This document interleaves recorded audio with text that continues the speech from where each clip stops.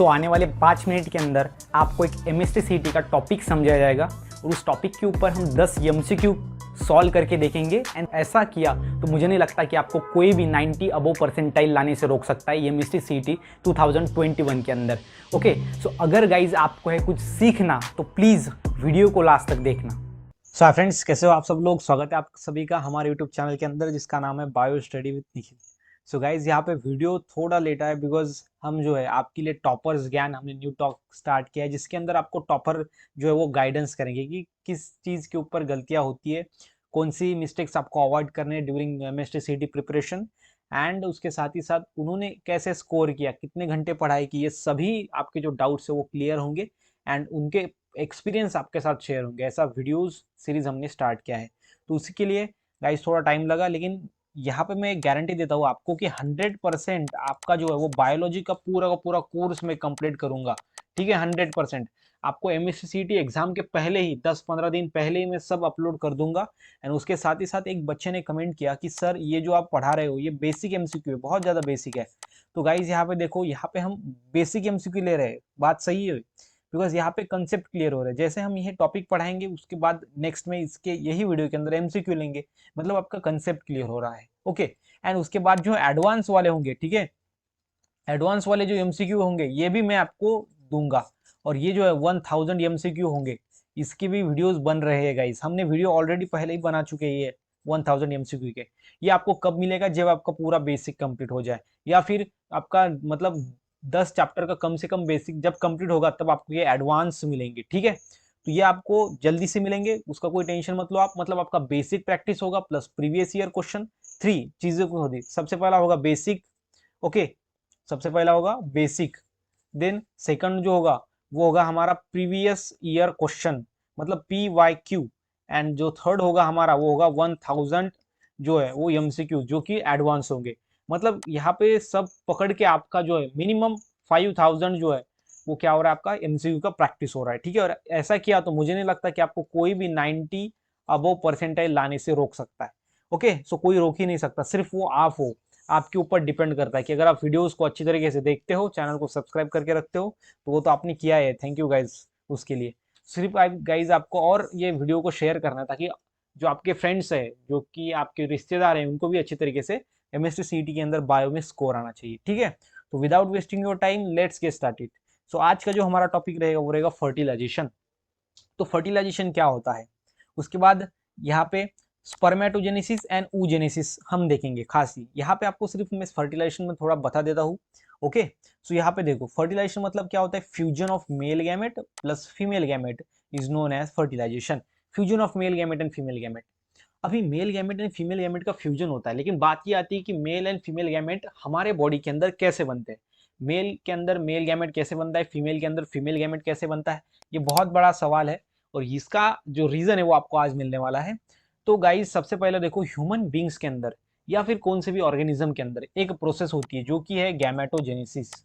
Gametogenesis, तो gametogenesis यहाँ पे इस वर्ड के अंदर ही आपको पता चल गया है कि क्या गैमेटो मतलब गैमेट एंड जेनेसिस मतलब बनना। ओके, सो क्या बनता है, गैमेट्स बनते हैं। क्या बनता है, गैमेट्स। तो गैमेट्स बनते हैं, इसलिए इस प्रोसेस को हम क्या बोलते हैं, गैमेटोजेनेसिस।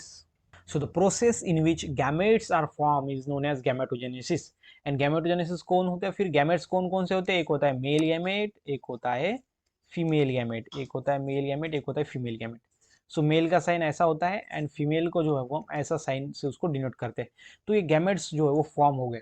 तो अभी सो जिस प्रोसेस के अंदर स्पर्म फॉर्म हो रहा है उसको हम क्या बोलेंगे, स्पर्मेटोजेनेसिस। स्पर्मेटोजेनेसिस। और जिसके अंदर ओवम फॉर्म हो रहा है उसको हम क्या बोलेंगे, ऊजेनेसिस। ठीक है, ऊजेनेसिस। सो ये आपको ध्यान में रखना है अच्छी तरीके से, स्पर्मेटोजेनेसिस एंड देन सेकंड वाला कौन सा है हमारा, oogenesis। ठीक है, तो ये ध्यान में रखना है। The process in which male gamete sperm is form is known as spermatogenesis and similarly oogenesis। Okay, so ये ध्यान में रखना। सो ये जो male gamete and female gamete form होते हैं वो कैसे फॉर्म होते हैं, ओके, कब फॉर्म होते हैं, तो अभी आपको ध्यान में रखना है जो थैलेमस होता है, थैलेमस। ठीक है, ये थैलेमस क्या है, सो ब्रेन का जो है वो नीचे वाला पार्ट होता है थैलेमस, और वो क्या रिलीज करता है, वो हार्मोन रिलीज करता है, कौन सा, GnRH। सो क्या रिलीज करता है, GnRH, मतलब कि गोनेडोट्रोपिन रिलीजिंग हार्मोन, जो गोनेड जो होते हैं वो रिलीज करता है। ठीक है, और वो कौन सा है फिर, वो है primordial germ sales, primordial germ sales, primordial germ sales.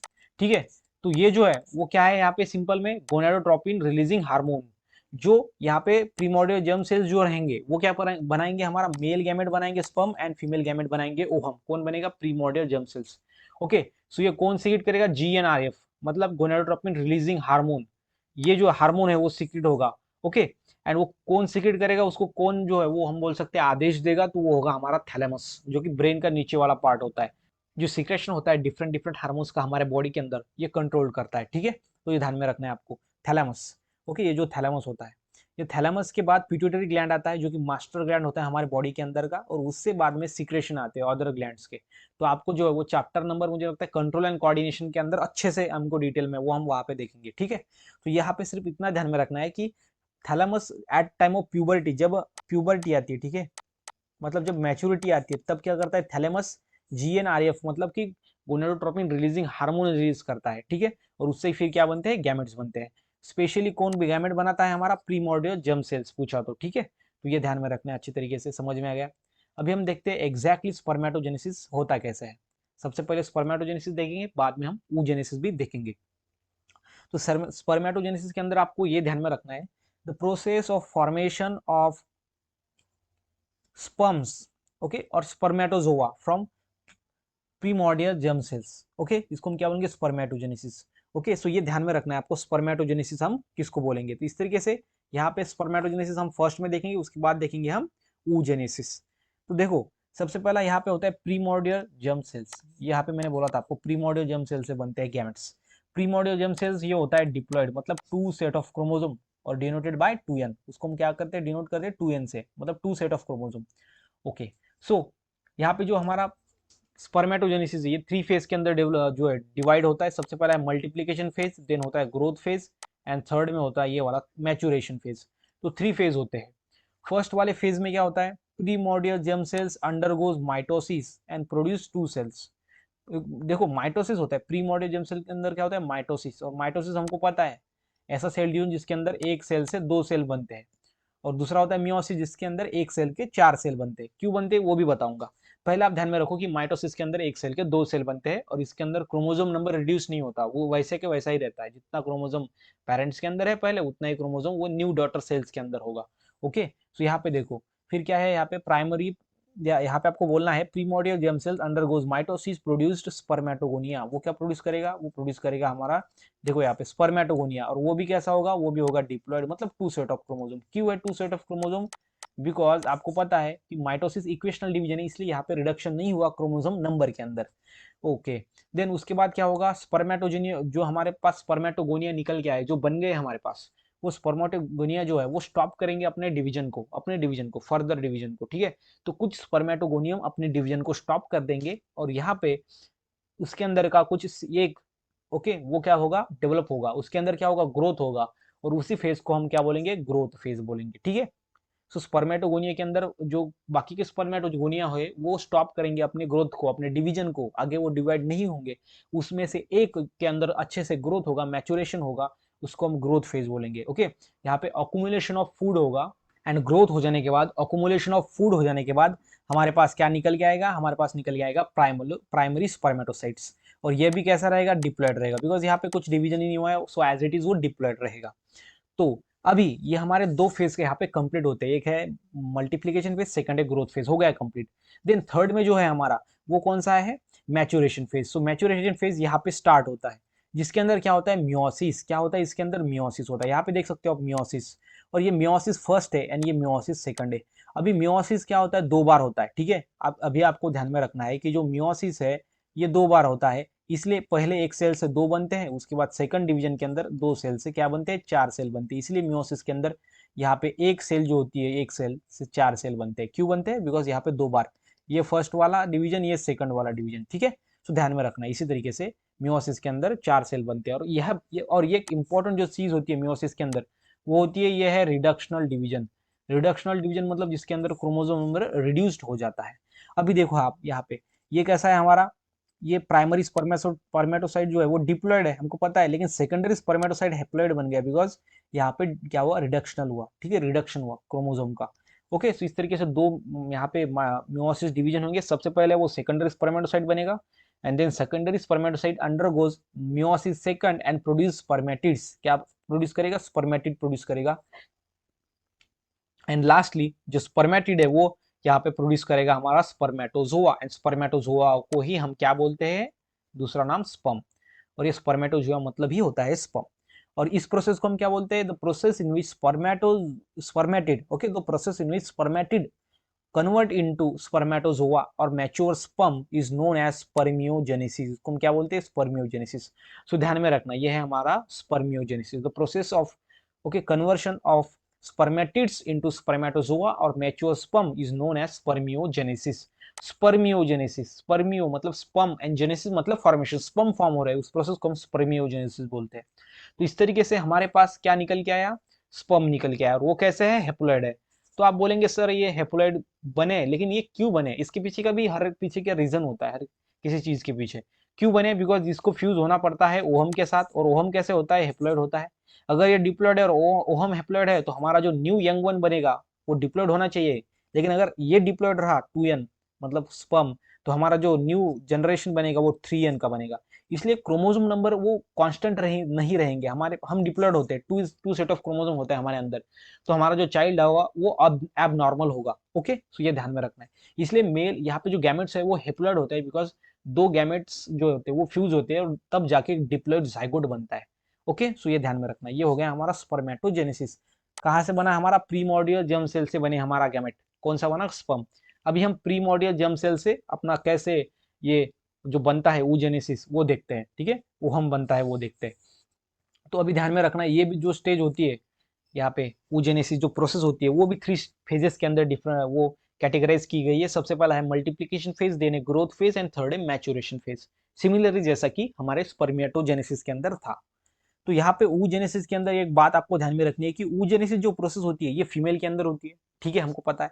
लेकिन ये फीमेल के अंदर कब होती है, बिफोर बर्थ। बिफोर बर्थ मतलब कि अगर एक फीमेल बेबी जो मदर बॉडी के अंदर है तब से ही उसके अंदर जो है वो oogenesis नाम की प्रोसेस स्टार्ट हो जाती है। ये oogenesis गैमेट बनाने की प्रोसेस, फीमेल गैमेट बनाने की जो प्रोसेस होती है वो स्टार्ट हो जाती है फीमेल बेबी के अंदर, बिफोर बर्थ, बर्थ होने से पहले ही फॉर्म हो जाती है। उसके बाद 12 वीक्स तक मतलब 12 वीक्स तक जो है यहाँ पे पूरा का पूरा जो हमारा ओवरी है वो कंप्लीटली फॉर्म हो जाता है, ovary is completely form. And eight the time of, यहाँ पे जब ओवरी फॉर्म होता है 12 हफ्ते हो जाने के बाद, इसके अंदर 2 मिलियन ग्राफियन फॉलिकल्स होते हैं। ओके, और eight the time of birth उसके अंदर 1 मिलियन ग्राफियन फॉलिकल होते हैं, और जब प्यूबर्टी होता है, मैचुरेशन होता है, मैच्योर होता है, तब उसके अंदर 40,000 क्या होते हैं, ग्राफियन फॉलिकल्स होते हैं, ठीक है। तो ये आपको ध्यान में रखना है, ये जो वैल्यू है, ये जो चीज है, ये नंबर जो है वो इंपॉर्टेंट है।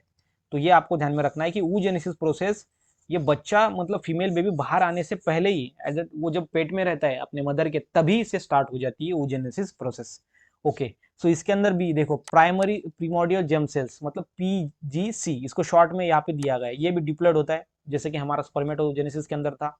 और यहाँ पे क्या होता है, सबसे पहला होता है माइटोसिस डिवीजन। सो जैसा वहां पे था वैसा ही यहाँ पे हुआ है, एंड यहाँ पे 2 सेल फॉर्म हो गए हैं, यहाँ पे हो गया हमारा oogonia। वहां पे स्पर्मेटोगोनिया फॉर्म हुआ था, यहाँ पे oogonia फॉर्म होगा, वो भी होगा डिप्लॉयड, बिकॉज यहाँ पे क्या हुआ, यहाँ पे हुआ माइटोसिस, और माइटोसिस डिवीजन कैसा होता है, इक्वेशनल, इसलिए यहाँ पे क्रोमोसोम नंबर रिड्यूस नहीं हुआ।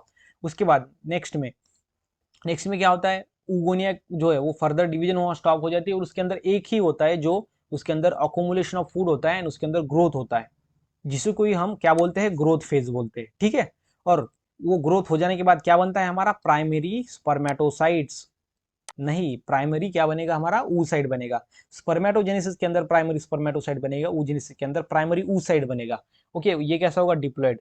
अब बात आती है इसके अंदर होगा मैचुरेशन फेज, और मैचुरेशन फेज के अंदर होता है मियोसिस, और मैचुरेशन फेज के अंदर होता है मियोसिस। यहाँ पे देखो मियोसिस फर्स्ट यहाँ पे होता है, बिकॉज मियोसिस 2 बार होता है ना, यहाँ पे देखो मियोसिस सेकंड होता है।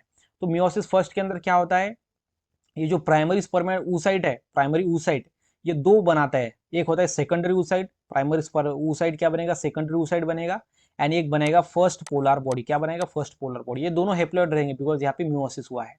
एंड उसके बाद सेकंड डिवीजन जब होगा, सेकंड मियोसिस, तो सेकंड मियोसिस में क्या बनेगा, हमारा जो सेकेंडरी oocyte है वो बनाएगा हमारा मैच्योर ओहम, एंड यहाँ पे जो फर्स्ट पोलर बॉडी है वो बनाएगा सेकंड पोलर बॉडीज। ओके, जो कि मिनिमम मतलब 2 इन नंबर होंगे, मतलब सेकंड पोलर बॉडीज। ओके, सो इस तरीके से ये होता है। लेकिन यहाँ पे एक इंपॉर्टेंट जो बात आपको समझ लेनी है कि ये जो यहाँ पे हुआ है, मतलब कि ओहम बन रहा है, और ये जो हमारा मियोसिस जो सेकंड है, ये देखो यहाँ पे मियोसिस सेकंड, ये जो मियोसिस सेकंड है ये कब होता है, at the time of fertilisation, at the time of fertilisation. Okay, fertilisation मतलब जब फर्टिलाइजेशन होता है ना, तभी ये हमारा मियोसिस सेकंड कंप्लीट होता है, पहले ये इनकम्प्लीट रहता है। ठीक है, जब फर्टिलाइजेशन होता है, मेल एंड फीमेल कांटेक्ट में आते हैं, तभी ये होता है। अभी बात ये आती है कि तभी क्यों होता है, बिकॉज ये जो है यहाँ पे सेंट्रियोल रिसीव होते हैं, सेंट्रियोल रिसीव होते हैं किससे, स्पर्म से। स्पर्म के अंदर क्या होता है, हेड के रीजन के अंदर सेंट्रियोल्स होते हैं, और वो सेंट्रियोल रिसीव किए जाते हैं, और तब जाके यहाँ पे मियोसिस सेकंड कंप्लीट होता है, और वहाँ पे मैच्योर ओहम बनता है, और ये ओहम को बाद में स्पर्म फर्टिलाइज कर देता है। At the time of fertilisation ये सेकंड मियोसिस होता है। ठीक है, तो ये ध्यान में रखना है आपको, इंपॉर्टेंट बात है यहाँ पे oogenesis के अंदर। तो गाइज हमारा जैसा स्पर्मेटोजेनेसिस था वैसा ही oogenesis, लेकिन इसके अंदर एक इंपॉर्टेंट बात है जो कि मैंने आपको यहाँ पे बता दी। ठीक है, अब देखेंगे हम स्ट्रक्चर ऑफ स्पर्म। स्पर्म का स्ट्रक्चर देखेंगे। सो स्पर्म क्या है, मेल गैमेट है, तो हमको स्पर्म का स्ट्रक्चर दिया गया है। सबसे पहला होता है हेड। ओके, हेड, उसके बाद होता है मिडल पीस, एंड देन है टेल। ये 3 रीजन के अंदर मोस्टली डिवाइड किया है स्पर्म को। ओके, हेड रीजन के अंदर क्या क्या पाया जाता है, देखो सबसे पहला होता है एक्रोजोम, ऊपर में यहाँ पे। एक्रोजोम क्यों होता है कि वो जब ओहम को फर्टिलाइज करे तब इसके अंदर के जो एंजाइम्स होते हैं, लाइटिक एंजाइम्स, बिकॉज ओहम के लेयर को ब्रेक करने के लिए एंजाइम्स लगते हैं, तो वो लाइटिक एंजाइम्स यहाँ पे एक्रोजोम के अंदर होते हैं। ओके, उसके बाद यहाँ पे न्यूक्लियस होता है, बड़ा सा न्यूक्लियस ये। उसके बाद यहाँ पे सेंट्रियोल्स होते हैं। ओके, सेंट्रियोल जो कि रिसीव किए जाते हैं oogenesis के अंदर। ओके, ये देखो proximal centriole and distal centriole, ये दोनों सेंट्रियोल यहाँ पे होता है। उसके बाद यहाँ पे जो होता है मिडल पीस के अंदर, वहां पे माइटोकॉन्ड्रिया पाया जाता है। क्या होता है, माइटोकॉन्ड्रिया, और ये क्या है, पावर हाउस ऑफ सेल, हम जिसको बोलते हैं पावर हाउस। यहाँ से क्या मिलती है, एनर्जी मिलती है, किसको मिलती है, स्पर्म को। ठीक है, इसलिए हम इसको क्या बोलते हैं, पावर हाउस। ओके, सो ये ध्यान में रखना है आपको, power house of the cell. Okay, so ये पावर हाउस हमारा। उसके बाद जो नेक्स्ट में है वो टेल है, एंड ये principal piece and end piece. तो principal piece and end piece क्या है, सो प्रिंसिपल पीस मतलब ही हमारा होता है मेन पीस। ओके, और ऐसा पार्ट जो प्लाज्मा मेम्ब्रेन से सराउंडेड है। ओके, प्लाज्मा मेम्ब्रेन से जो पार्ट सराउंडेड है उसको हम क्या बोलेंगे, प्रिंसिपल पीस या फिर मेन पीस। एंड जो हमारा एंड पीस रहेगा वो रहेगा प्लाज्मा मेम्ब्रेन से जो पार्ट सराउंडेड नहीं है, उसको हम क्या बोलेंगे, एंड पीस बोलेंगे। ठीक है, तो ये ध्यान में रखना है आपको यहाँ पे स्ट्रक्चर ऑफ स्पर्म के अंदर। उसके बाद एक ध्यान में रखना है कि मिडल पीस के अंदर जो ये आपको दिख रहा है आपको माइटोकॉन्ड्रिया, इसके कितने टर्न्स होते हैं, इसके होते हैं 10 to 14 टर्न्स। कितने होते हैं, टर्न्स, मतलब क्या कि ऐसे ये ऐसे ऐसे टर्न्स रहेंगे 10 to 14। ठीक है, यहाँ पे ध्यान में रखना है आपको। सो 10 to 14 यहाँ पे क्या रहेंगे, हमारे टर्न रहेंगे, टर्न। ठीक है, तो ये ध्यान में रखता है। और यहाँ पे proximal centriole and distal centriole होता है, किसके रीजन के अंदर, नीक। यहाँ पे देखो ये नीक का रीजन होता है, ये देखो यहाँ पे नीक। तो नीक के रीजन में वो पाए जाते हैं। तो ये आपको समझ में आ गया गाइज। सो अभी इसके ऊपर कि हम एमसीक्यू सॉल्व करके देखते हैं क्या हमको इसके आंसर्स आते हैं कि नहीं। तो देखो सबसे पहला है हमारा गैमेटोजेनेसिस के अंदर, germ cells in mammalian gonads are produced by. जो जर्म सेल्स होती है वो किससे प्रोड्यूस होते हैं। ओके, जर्म सेल्स किससे प्रोड्यूस होते हैं, तो बताओ answer. Answer option A only mitosis, B only meiosis, C mitosis and meiosis both and without cell division. So इसका आंसर है सी, माइटोसिस एंड मियोसिस दोनों होते हैं। ठीक है, हमने देख लिया था माइटोसिस एंड मियोसिस दोनों हुआ था स्पर्मेटोजेनेसिस के अंदर भी एज वेल एज oogenesis के अंदर भी। उसके बाद है second question, the process of formation of gametes from the primordial germ cells of gonads is called। okay, gametes बन रहे हैं हमारे। ओके, गैमेट्स क्या बन रहे हैं, गैमेट्स बन रहे हैं, process of formation of gametes, लेकिन किससे किससे बन रहे हैं, प्रीमोर्डियल जर्म सेल से of gonads is called as. उसको हम क्या बोलेंगे, सिंपल सी बात है, सीधी सीधी बात है, गैमेटोजेनेसिस, है कि नहीं। प्रीमोर्डियल जर्म सेल से हमारे गैमेट्स बनते हैं। ठीक है, और किसके होते हैं ये प्रीमोर्डियल जर्म सेल्स, गोनैड्स के, जो कि थैलेमस सिक्रीट करता है। ठीक है, कौन सा, जीएनआरएफ हार्मोन, गोनेडोट्रोपिन रिलीजिंग हार्मोन। तो क्वेश्चन नंबर 3 देखते हैं। क्वेश्चन नंबर 3 क्या कहता है हमारा, at the onset of puberty, onset मतलब स्टार्ट होना, जब प्यूबर्टी स्टार्ट होता है, the hypothalamus.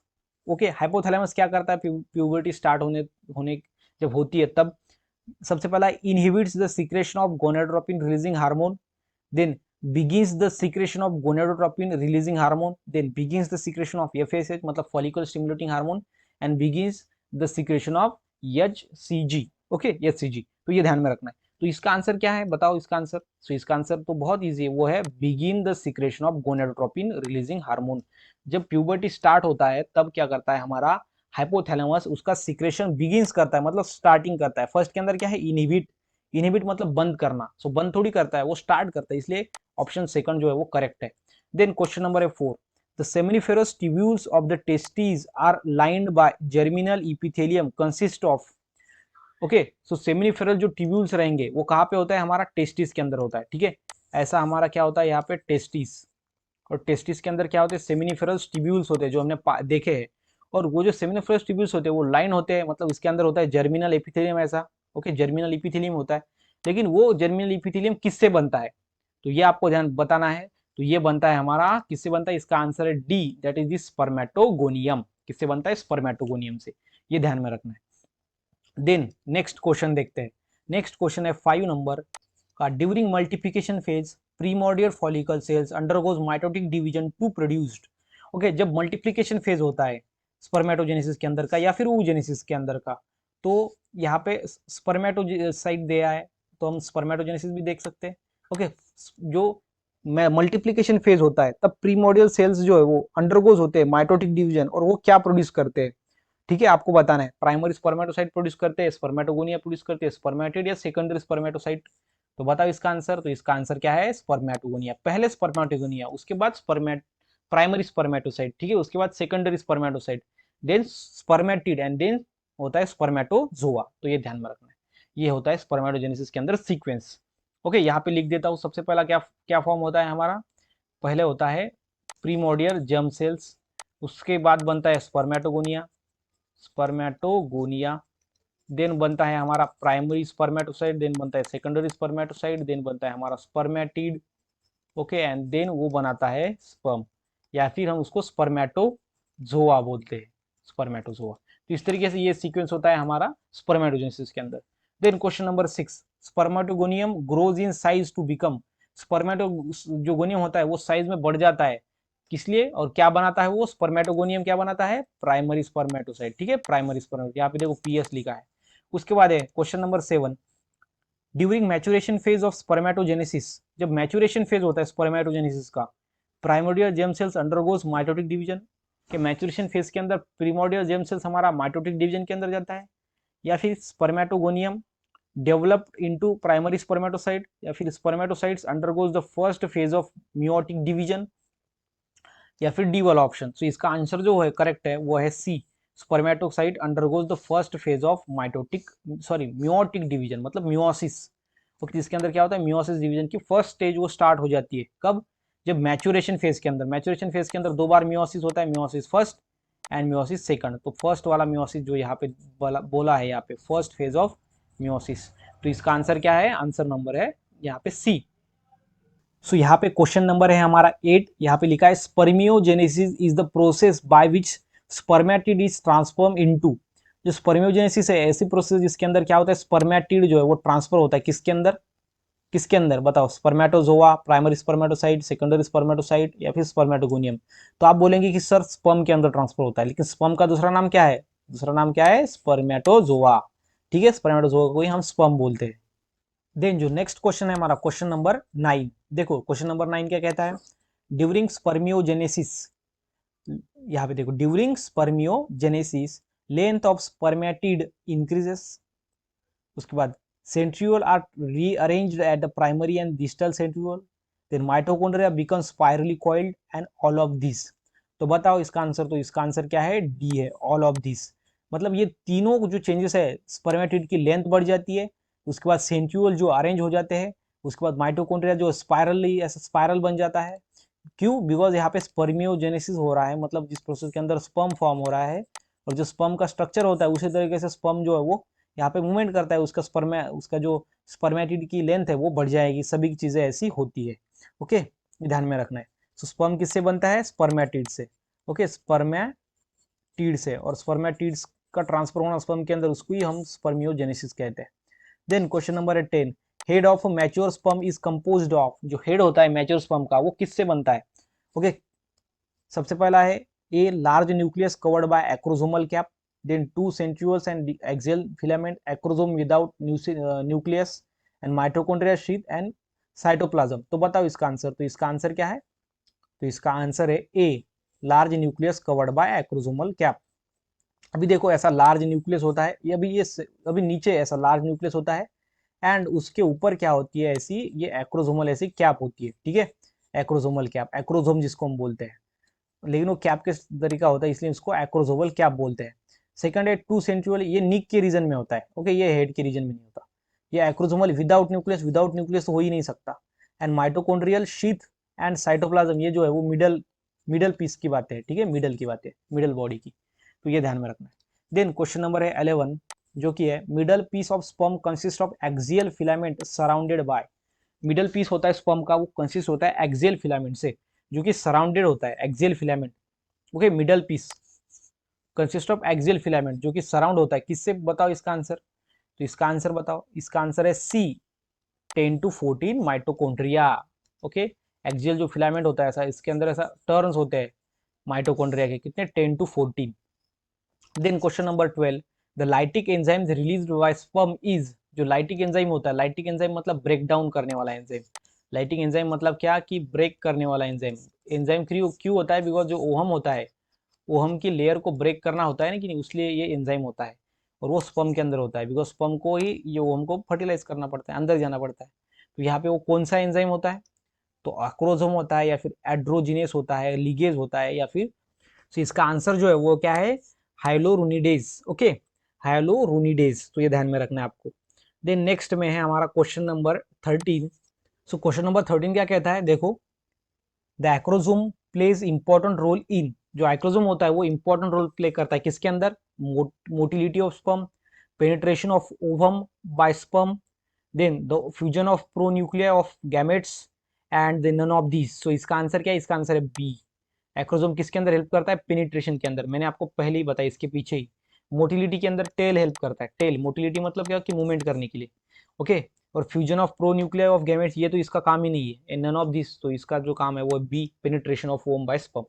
Then question number 14, oogenesis comprises, oogenesis बनती है किससे, मल्टीप्लिकेशन फेज से, ग्रोथ फेज से, मैचुरेशन फेज से, या फिर ऑल ऑफ दिस। तो सीधा सीधा आंसर है, लेकिन ये आपको गाइस कमेंट करना इजी है, इसको आपको कमेंट में लिखना है, ओके, डेफिनेटली आप कमेंट करोगे मुझे लगता है। देन नेक्स्ट में क्वेश्चन नंबर 15, गाइस आप बहुत ज्यादा रिस्पॉन्स भी दे रहे हो, कमेंट्स बहुत ज्यादा आ रहे हैं, so thank you your support. Then next है oogenesis बिगिंस, oogenesis जो है वो स्टार्ट होती है सबसे पहला immediately after birth, then after puberty, then before birth, then during adolescence. So मैंने आपको बताया था एक इंपॉर्टेंट चीज जो आपको अगर ध्यान में है तो बताओ। तो इसका आंसर क्या है, बिफोर बर्थ, बर्थ होने के पहले ही फीमेल बेबी, ये फीमेल बेबी के ही अंदर होता है, ठीक है, ध्यान में रखना। सो बिफोर बर्थ ही वो oogenesis नाम की प्रोसेस स्टार्ट हो जाती है, मतलब गैमेट फॉर्मेशन करने की process. Then 16, oogenesis takes place in, oogenesis कहाँ पे होता है, यूटेरस के अंदर, ओवरीज के अंदर, वेस्टिब्यूल के अंदर, या फिर सर्विक्स के अंदर, तो बताओ। तो ये तो सिंपल में ओवरीज के अंदर होता है, ठीक है, ध्यान में रखना अच्छी तरीके से। सो गाइज यहाँ पे हमने पूरे का पूरा जो है वो कंसेप्ट पढ़ा है, सबसे पहला स्पर्मेटोजेनेसिस, oogenesis, ओके, उसके बाद में हमने गैमेटोजेनेसिस पहले पढ़ा, उसके बाद वो दो उसके टाइप, देन हम स्ट्रक्चर ऑफ स्पर्म भी पढ़ा, तो इसके ऊपर ये हमने 16 क्वेश्चन भी सॉल्व करके देखे। सो मुझे लगता है गाइज आपको कंप्लीटली समझ में आया होगा। अगर वीडियो अच्छा लगा तो वीडियो को लाइक करना ना भूलिए, चैनल को सब्सक्राइब भी करना ना भूलिए। मिलते हैं गाइज नेक्स्ट वीडियो में नेक्स्ट टॉपिक के साथ।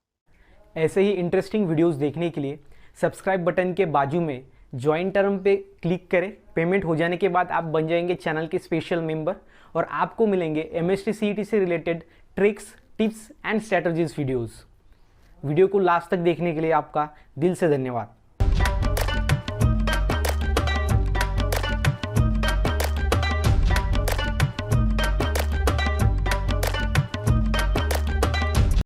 ऐसे ही इंटरेस्टिंग वीडियोस देखने के लिए सब्सक्राइब बटन के बाजू में ज्वाइन टर्म पे क्लिक करें। पेमेंट हो जाने के बाद आप बन जाएंगे चैनल के स्पेशल मेंबर और आपको मिलेंगे MST CET से related tricks, tips and strategies videos. Video को लास्ट तक देखने के लिए आपका दिल से धन्यवाद।